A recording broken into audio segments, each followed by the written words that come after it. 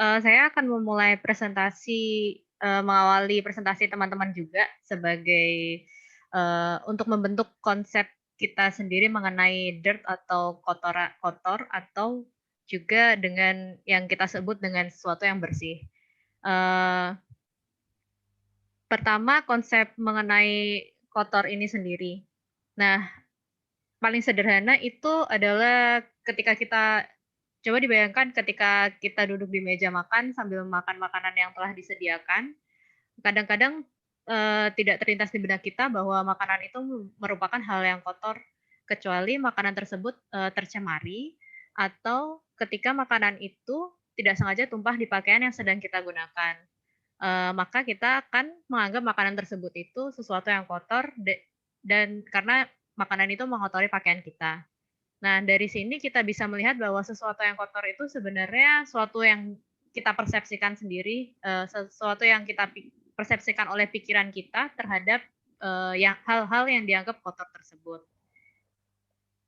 Nah, ada 2 buku yang menarik yang membahas hal ini yang tadi udah diawali oleh teman saya Bayu, yaitu Purity and Danger oleh Mary Douglas dan ada satu lagi yang menarik juga itu adalah Object of Desire dari Ardian Forty.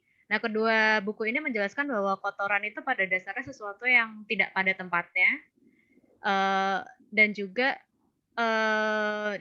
konsep dari kotoran ini sendiri merupakan sebuah sistem simbolik di mana cara pandang dan pengamatan orang-orang terhadap suatu higienitas dari suatu objek itu sendiri.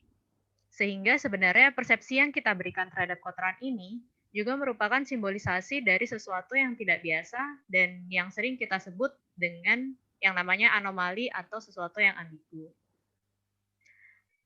Eee, apa sih sebenarnya yang disebut anomali ini? Ya kedua istilah ini memang sering dipakai bersamaan, namun, pada dasarnya anomali itu adalah suatu elemen yang tidak cocok dengan elemen yang pada umumnya, sedangkan sesuatu yang ambigu adalah karakter dari sebuah pernyataan yang memiliki, 2 jenis atau lebih interpretasi yang berbeda. Nah, anomali ini sering kita anggap sebagai suatu kekacauan atau gangguan yang pada taraf tertentu dapat ditoleransi, dihindari, atau bahkan juga dianggap sebagai sesuatu yang sangat berbahaya sehingga harus dihilangkan dan dibersihkan. Seperti contohnya kotoran debu di lantai di rumah dapat menjadi kuman yang dapat menjadi sumber penyakit sehingga membahayakan orang yang tinggal di rumah tersebut jika tidak segera dibersihkan. Berikutnya,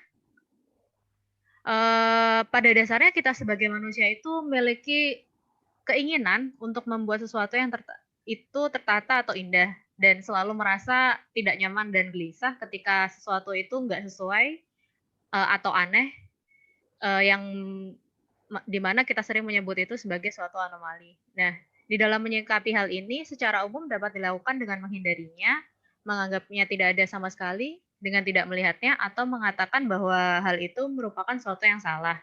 Selain itu, di sisi lain kita dapat menghadapinya dengan membuat pola-pola baru, sehingga anomali-anomali ini menjadi memiliki tempat yang bukan lagi, sesuatu yang tidak pada tempatnya.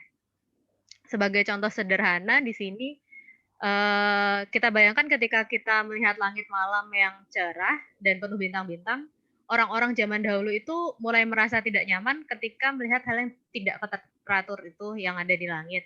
Nah, mereka menganggap itu sebagai suatu anomali alam sehingga mereka itu mulai mencari pola-pola, dari bintang-bintang tersebut yang sering kita sebut dengan rasi bintang.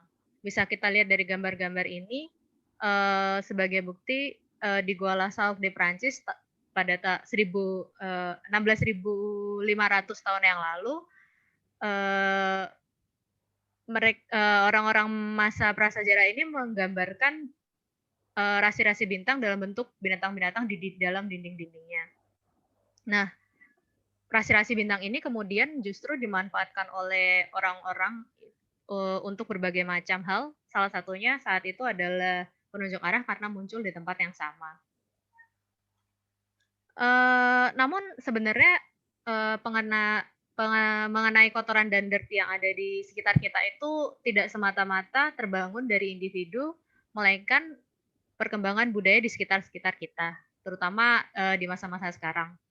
Karena budaya dan tradisi ini memberikan dasar-dasar yang menghadirkan persepsi masyarakat secara positif terhadap ide-ide atau pola-pola pada suatu objek yang tertata dengan rapi dan memberikan pandangan bahwa suatu hal itu baik jika objek tersebut berada di dalam sebuah tatanan. Meskipun demikian, individu itu sebenarnya bisa mengubah persepsinya, namun belum tentu dapat merubah persepsi secara umum dalam budaya itu. Nah, pada dasarnya sih sebenarnya anomali ini selalu ada di sekitar kita. Sehingga untuk mengurangi kejanggalannya, biasanya suatu tradisi itu bisa memberikan interpretasi tertentu terhadap keberadaan anomali tersebut, agar bisa diterima dengan baik oleh masyarakat. Seperti yang kita ketahui, simbol yin dan yang pada paham Taoisme sebagai suatu harmoni dari alam semesta yang mempengaruhi hampir seluruh filosofi, sains, literatur, politik, dan pemikiran dan kehidupan sehari-hari di etnis China, sebenarnya merupakan simbol toleransi terhadap anomali. Hal-hal ambigu dan ketidakkonsistenan dalam suatu tradisi ini dilambangkan dengan lingkaran yang tidak yang melambangkan bahwa tidak ada di dunia ini yang sepenuhnya hitam atau sepenuhnya putih. Dan segalanya itu selalu terikat dengan paradoks dan perubahan. Sehingga anomali di sini bisa dianggap merupakan sesuatu yang wajar dan tidak berbahaya, melainkan menjadi bagian dari kehidupan manusia itu sendiri. Lalu bagaimana dengan modern di ranah modern arsitektur? Sebenarnya sejak sekitar tahun 1930-an, keindahan dari suatu yang bersih sudah menjadi sebuah norma dalam lanskap arsitektur. Segalanya yang terlihat bersih secara fisik sudah diterima sebagai suatu standar dan memberikan ide-ide desain yang memiliki nilai keindahan di dalam bangunannya. Kebersihan di sini bukan hanya konsep mengenai, sebenarnya bukan cuma konsep mengenai kebersihan itu sendiri, melainkan cleanliness dan dirtiness sebagai subjek untuk menilai menilai sesuatu itu beauty, indah atau ugly atau jelek.